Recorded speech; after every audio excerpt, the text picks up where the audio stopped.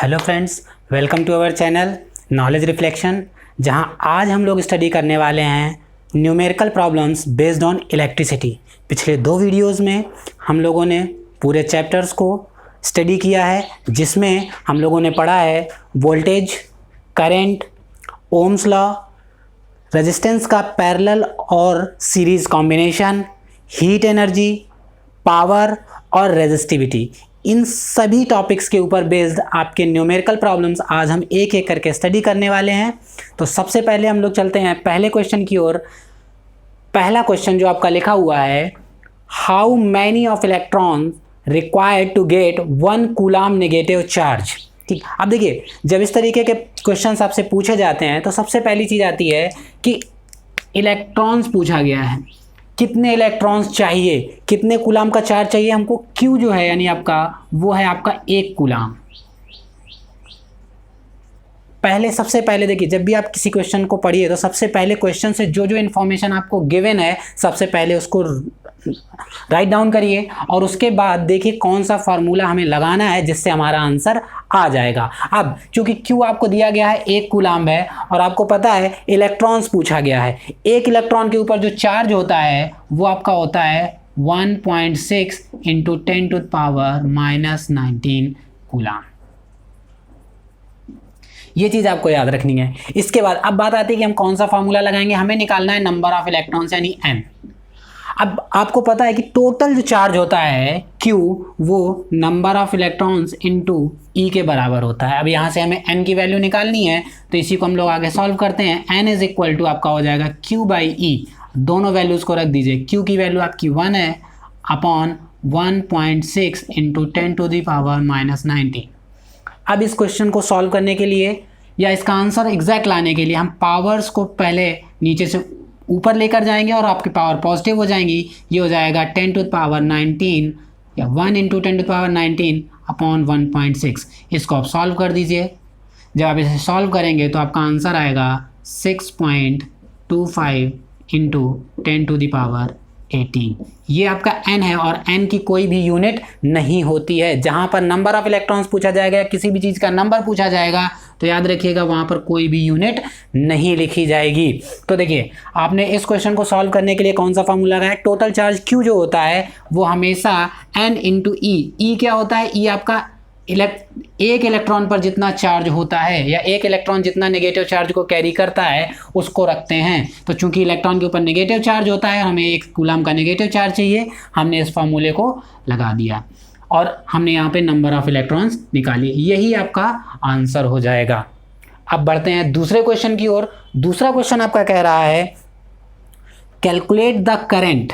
देखिए, सबसे पहले क्वेश्चन पढ़ते समय हमें जो चीज़ सबसे ज़्यादा इंपॉर्टेंट होती है हमारे लिए वो ये कि हमारे क्वेश्चन में क्या क्या इन्फॉर्मेशन दी गई है और हमें इससे क्या निकालने को कह रहा है। जैसे कहा गया कैलकुलेट द करंट, तो इसका मतलब है कि I जो है वो आपका अननोन है, हमसे पूछा जा रहा है।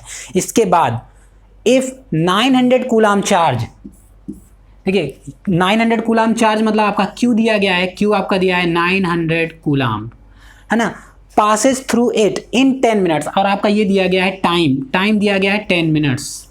और आपको पता है कि आपका एमके सिस्टम में जो आपका टाइम की यूनिट होती है वो सेकंड होती है, यानी पर सेकंड में लेते हैं, तो इसको हम सेकंड में कन्वर्ट करेंगे, इंटू 60 कर देंगे, यानी 600 सेकंड्स। अब आपसे पूछा गया है आई, और देखिए करंट का आपका फार्मूला हमने यहाँ पर एक कॉर्नर बना रखा है जहाँ पर हमने इंपॉर्टेंट फार्मूले लिख रखे हैं। आप फार्मूला लगाइए, I is equal to Q/T। Q आपका 900 अपॉन टाइम आपका 600, 900 अपॉन 600। सॉल्व करिए, 9/6 आपका आ जाएगा 1.5। अब चूंकि ये देखिए करंट पूछा गया तो करंट की यूनिट आपकी एम्पियर होती है, ये आपका आंसर होगा। हमें केवल क्वेश्चन से केवल इन्फॉर्मेशंस को आगे रखना है और अपने फार्मूला कॉर्नर से देखना है कि कौन सा फार्मूला उसमें यूज़ होगा। ठीक, तीसरा आपका क्वेश्चन जो है, ठीक, पहले दो क्वेश्चंस आपके बहुत ही इजी क्वेश्चंस हैं जिनको हम बस केवल एक थोड़ी सी सावधानी के साथ सॉल्व करेंगे और कभी भी बिना यूनिट के आंसर नहीं लिखेंगे। इस चीज़ को ज़रूर याद रखिएगा। कई बार बहुत छोटी छोटी मिस्टेक्स होती हैं हम लोगों से एग्जाम में, इनको ज़रूर ध्यान रखिएगा। अगला क्वेश्चन आपका दिया गया है कि calculate the resistance of a copper wire of length 1 metre. देखिए जो जो चीज़ें आपको दी गई हैं क्या कैलकुलेट करना है, रेजिस्टेंस क्या दिया गया है, लेंथ दी गई है, area of cross section 2 mm² and resistivity of copper. ठीक, तो देखिए सभी चीज़ों को अगर हम लिख लें, ठीक, तो आपके क्या क्या गिवन है, आपका गिवन है length L 1 metre, area cross section 2 mm² and copper का आपका रेजिस्टिविटी दी गई है रो 1.7 इंटू 10⁸ ओम मीटर। और आपसे पूछा गया है रेजिस्टेंस, तो रेजिस्टिविटी और रेजिस्टेंस का जो फॉर्मूला होता है या जो रिलेशन होता है वो आपका होता है R is equal to rho l by a. इस क्वेश्चन में फॉर्मूला लगाएंगे R is equal to rho l upon a, सभी वैल्यू को पुट करेंगे, लेकिन एक चीज़ ज़रूर ध्यान रखिएगा, सभी यूनिट्स सेम होनी चाहिए। जैसे हम लेंथ को मीटर में ले रहे हैं, लेकिन एरिया आपका किस में दिया गया है, मिलीमीटर स्क्वायर में, तो सबसे पहले आप कन्वर्जन करिए मिलीमीटर स्क्वायर को मीटर स्क्वायर में कन्वर्ट करने के लिए। तो आपको पता है कि 1 मीटर जो होता है वो 1000 mm के बराबर होता है। तो यहाँ से अगर हम 1 mm निकालेंगे तो 1/1000 या कह सकते हैं 10⁻³ और जब हम इसे स्क्वायर में लिखेंगे तो इसकी वैल्यू हो जाएगी 2 इंटू, इसको लिख सकते हैं 10⁻³ तो यहाँ स्क्वायर है तो 2 इंटू 10⁻⁻6 मीटर स्क्वायर। अब इस वैल्यू को आप यहाँ पर पुट करिए और आपका आंसर एग्जैक्ट आएगा। रो आपका दिया गया है 1.7 इंटू 10⁸ L 1 अपॉन एरिया आपका दिया गया है 2 इंटू 10⁻⁻6। अब इसको आप सॉल्व कर दीजिए, आपका R इज इक्वल टू आपका आ जाएगा, देखिए ये पावर -6 है, ऊपर जाएगा प्लस में हो जाएगा, यानी 10⁻आपकी 14 हो जाएंगी, 8 और 6, और ये 1.7/2 है, 2 से आप इसे डिवाइड कर दीजिए तो ये आपका हो जाएगा 0.85 इंटू 10⁻14, या इसी को जब हम लोग स्टैंडर्ड फॉर्म में लिखेंगे तो 8.5 इंटू 10⁻13 ओम। रेजिस्टेंस की यूनिट जो आपकी होती है वो ओम होती है, ये ज़रूर याद रखिएगा, इसको ज़रूर याद रखिए। नेक्स्ट क्वेश्चन है आपका, find equivalent R and current in the following figure. पहला आपका फिगर आपका एक ये है और एक फिगर आपका ये, 2 फिगर हैं, दोनों फिगर्स में आपको इक्विवेलेंट आर मतलब इक्विवेलेंट रेजिस्टेंस निकालना है और उसमें फ्लो होने वाली करंट की वैल्यू हमें फाइंड आउट करनी है कि उस सर्किट में टोटल कितनी करंट फ्लो हो रही है। तो देखिए कल जब हम लोगों ने पढ़ा था तो हम लोगों ने कॉम्बिनेशन पढ़ा था, यानी जो आपके रेजिस्टेंस का कॉम्बिनेशन होता है वो 2 प्रकार से होता है, एक आपका होता है सीरीज़ और एक आपका होता है पैरेलल। तो जब हम लोग पैरेलल कॉम्बिनेशन होता है, यहाँ पर देखिए पैरेलल कॉम्बिनेशन में हमने बताया था सभी रेजिस्टेंस एंड टू एंड जुड़े होते हैं, यानी सभी रेजिस्टेंस का स्टार्टिंग पॉइंट और एंडिंग पॉइंट एक ही साथ होता है। कहने का मतलब होता है यहाँ पर करंट डिवाइड होती है, तो जहाँ पर भी करंट आपकी डिवाइड होगी इसका मतलब है कि वो किस में होंगे, आपके पैरेलल कॉम्बिनेशन में। और देखिए पैरेलल कॉम्बिनेशन में कितने रेजिस्टेंस हैं आपके 3, इसको मान लीजिए ये R1 है, ये R2 है और ये R3। इक्विवेलेंट रेजिस्टेंस का फार्मूला लगाइए पैरेलल कॉम्बिनेशन के लिए, तो 1/RP that will be equal to 1/R1 plus 1/R2 plus 1/R3। इसको सॉल्व करिए, यानी R1 की वैल्यू पुट करिए, R1 आपका 10 ओम है, R2 आपका 20 ओम है और R3 आपका 30 ओम है। 10, 20 और 30 इन तीनों का एलसीएम लेकर के इसे सॉल्व करिए, इन तीनों का एलसीएम लेंगे, 10, 20, 30 का एलसीएम आपका आएगा 60। तो यहाँ से आपका 1/RP यानी इक्विवेलेंट रेजिस्टेंस आपका आ जाएगा 11/60, या केवल रेजिस्टेंस की वैल्यू निकालेंगे तो 60/11 या अप्रॉक्सीमेट 5.5 ओम। ये आपका इन तीनों के स्थान पर लगाया जाने वाला इक्विवेलेंट रेजिस्टेंस हो जाएगा। अब इसमें आपको एक चीज़ और निकालनी, एक वैल्यू आपकी निकल आई है, दूसरी वैल्यू जो हमें निकालनी है करंट। अब चूंकि इन तीनों के स्थान पर हम एक रेजिस्टेंस की वैल्यू ले सकते हैं 5.5, अब हम इसमें लगा देंगे ohm's law, V is equal to IR। V आपका दिया गया है, कितने वोल्ट का आपका पोटेंशियल डिफरेंस अप्लाई है, 6 वोल्ट का पोटेंशियल डिफरेंस है, I हमें पता करना है, रेजिस्टेंस की वैल्यू 5.5 है। सॉल्व कर दीजिए, I की वैल्यू आपकी आ जाएगी 6/5.5 एम्पियर। इसको सॉल्व कर दीजिएगा, 5 से डिवाइड करिएगा 11, 5 से डिवाइड करेंगे 12, आई इज इक्वल टू आपका आएगा 1.09 एम्पियर। ये आपकी टोटल करंट हो जाएगी जो इस सर्किट में फ्लो होगी, और ये आपके टोटल रेजिस्टेंस यानी इक्विवेलेंट रेजिस्टेंस हो जाएगा। दो चीज़ें आपको ध्यान रखनी है, बस केवल ये देखना है कि आपका जो ओवरऑल रेजिस्टेंस जो जुड़े हुए हैं वो सीरीज कॉम्बिनेशन है या पैरेलल कॉम्बिनेशन है। अब बात करते हैं सेकेंड फिगर की, दूसरा फिगर।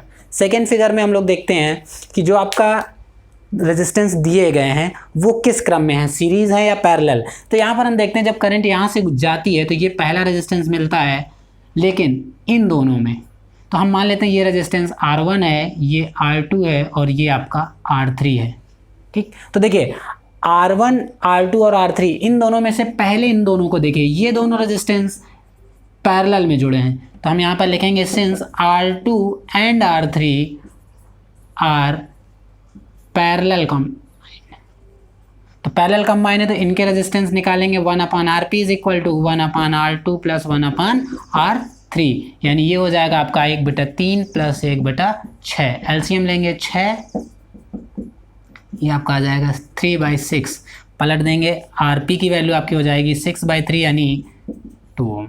अब जब ये 2 ओम का रेजिस्टेंस हो गया तो एक चीज़ ध्यान रखिएगा, कहने का मतलब है कि इन दोनों के इक्विवेलेंट जो है वो 2 ओम का रेजिस्टेंस है, तो हम क्या करते हैं कि इन दोनों को हटा सकते हैं। कहने का मतलब है अगर हम इन दोनों को हटा करके इसके स्थान पर एक 2 ओम का रेजिस्टेंस लगा दें तो कोई फर्क नहीं पड़ेगा, क्योंकि ये जो 2 ओम का रेजिस्टेंस है वो इन दोनों रेजिस्टेंस के पैरेलल कॉम्बाइन के बराबर है या पैरेलल कॉम्बिनेशन के बराबर है। अब आप देखेंगे कि ये और ये यानी ये जो वैल्यू आरपी आई है और R1 है, ये R1 एंड RP ये आपके किस में है, सीरीज कॉम्बिनेशन में है। और सीरीज कॉम्बिनेशन में हमने आपको बताया था कि जो इक्विवेलेंट रेजिस्टेंस होता है वो डायरेक्टली दोनों का सम होता है, यानी R1 प्लस RP। R1 आपका 4 है, ये 2 है, यानी 4 + 2 टोटल आपका हो जाएगा 6 ओम। ये आपका इस पूरे सर्किट का इक्विवेलेंट रेजिस्टेंस हो जाएगा। अब हमें निकालना है करंट, तो सिंपली V बराबर IR यानी ओम्स लॉ को लगाइए। I इज इक्वल टू आपका हो जाएगा V/R। V आपका दिया गया है कितने वोल्ट का, आपका पोटेंशियल डिफरेंस लगाया गया है 12 वोल्ट का, और आपका टोटल जो इक्विवेलेंट रेजिस्टेंस आया है वो 6, यानी करंट आपकी आएगी 2 एम्पियर। ये आपकी total current in this circuit phloem. ठीक, तो दोनों चीज़ों को ध्यान रखिएगा। जब हम कहेंगे कि पैरेलल कॉम्बिनेशन है तो हमें 1/R1 plus 1/R2 plus 1/R3 लेना है, और जब सीरीज और पैरेलल दोनों का होगा तो पहले आप पैरेलल सॉल्व करिए, फिर जो आएगा इक्विवेलेंट वो दूसरे के साथ सीरीज में और उसको सॉल्व कर दीजिएगा, और उसके बाद टोटल करंट निकालने के लिए सर्किट में ओम्स लॉ को लगाइए। V is equal to IR और आपकी I की वैल्यू आ जाएगी 2 एम्पियर।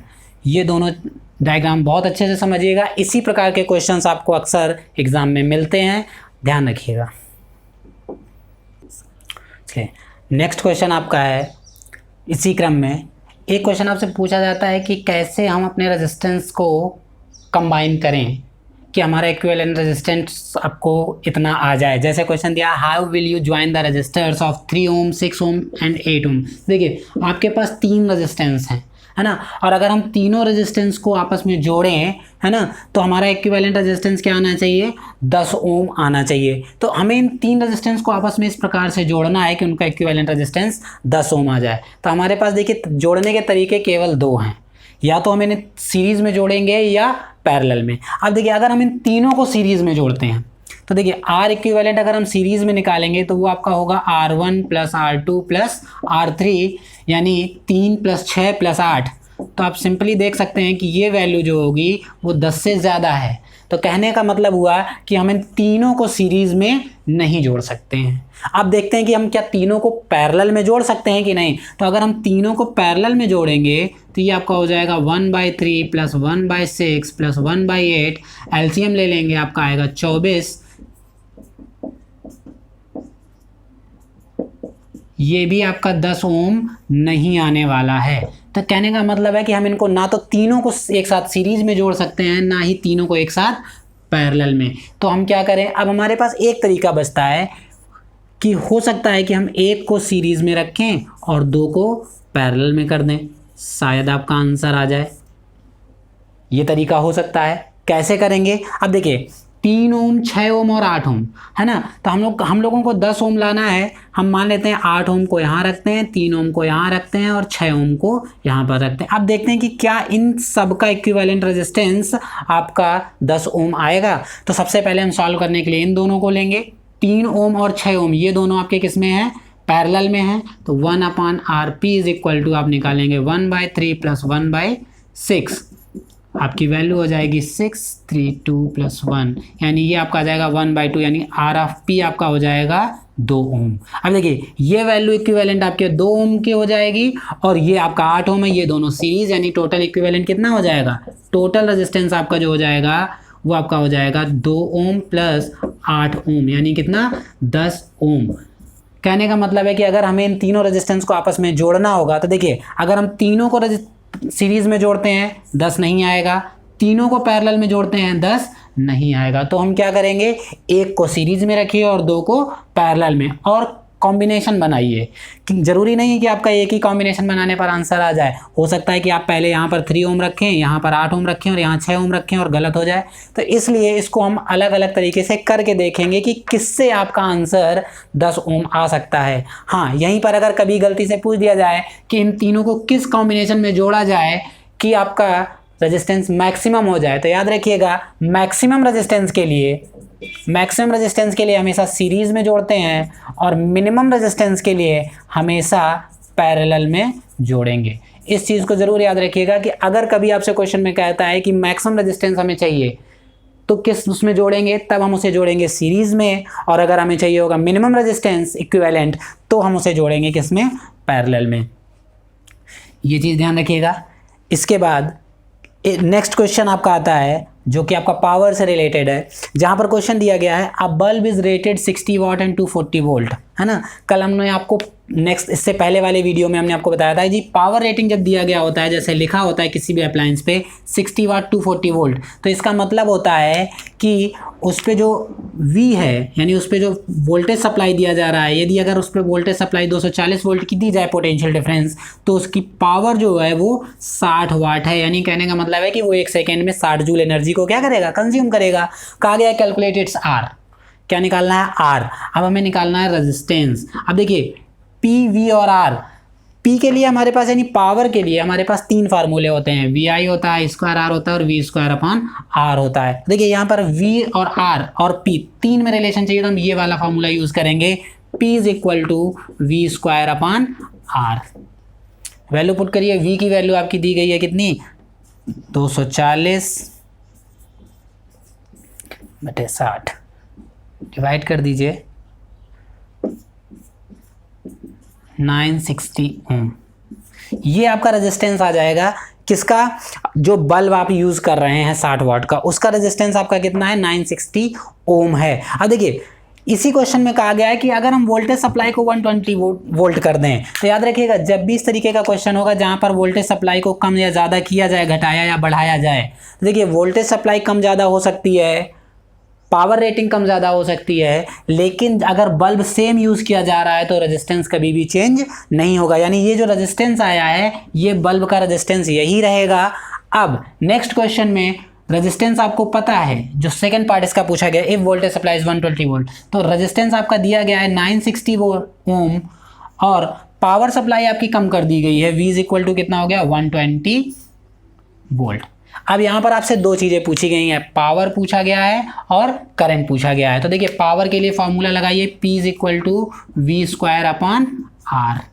तो V² 120 × 120/R 960 कट जाएगा 8 से इसको डिवाइड कर दीजिए, यानी उसकी जो पावर है वो भी घट जाएगी। कितनी हो जाएगी? 15 वाट। अब देखिए आपको पावर पता है, V पता है, R पता है, ठीक है ना, सभी चीज़ें पता है, आपको I निकालना है, करंट पूछा गया है। तो करंट के लिए आप डायरेक्टली चाहें तो V = IR का ही फार्मूला लगा दीजिए। V आपको दिया गया है 120, I पता नहीं है, रेजिस्टेंस आपका कितना है? 960, है ना। तो इसको निकाल दीजिए, I बराबर आपका आ जाएगा 120/960 1/8, या 1/8 को अगर आप सॉल्व करेंगे तो 0.125 एम्पियर ये आपकी करंट आएगी। टोटल करंट इस सर्किट में जो फ्लो हो रही होगी वो 0.125 एम्पियर होगी। किस तरीके से निकालना है, देखिए जब भी आपसे इस तरीके का क्वेश्चन कहा जाएगा उसमें रेजिस्टेंस नहीं चेंज होगा, पहले रेजिस्टेंस को निकालेंगे और उस रेजिस्टेंस के साथ हम लोग पावर के फार्मूला लगाएंगे तो आपका पावर आएगा और करंट आएगी। इस तरीके के क्वेश्चंस आपके नॉर्मली इलेक्ट्रिसिटी से पूछे जाते हैं। इन सभी चीज़ों को अच्छे से याद रखिएगा, प्रैक्टिस करिएगा, और अगर आपको किसी भी क्वेश्चन में डाउट होता है तो आप कमेंट सेक्शन में जा कर के पूछ सकते हैं। अगर आपको ये वीडियो पसंद आती है तो इसे लाइक कीजिएगा, शेयर कीजिएगा, और जिन लोगों ने अभी तक हमारे चैनल को सब्सक्राइब नहीं किया है वो हमारे चैनल नॉलेज रिफ्लेक्शन को ज़रूर सब्सक्राइब कर लें। Thank you.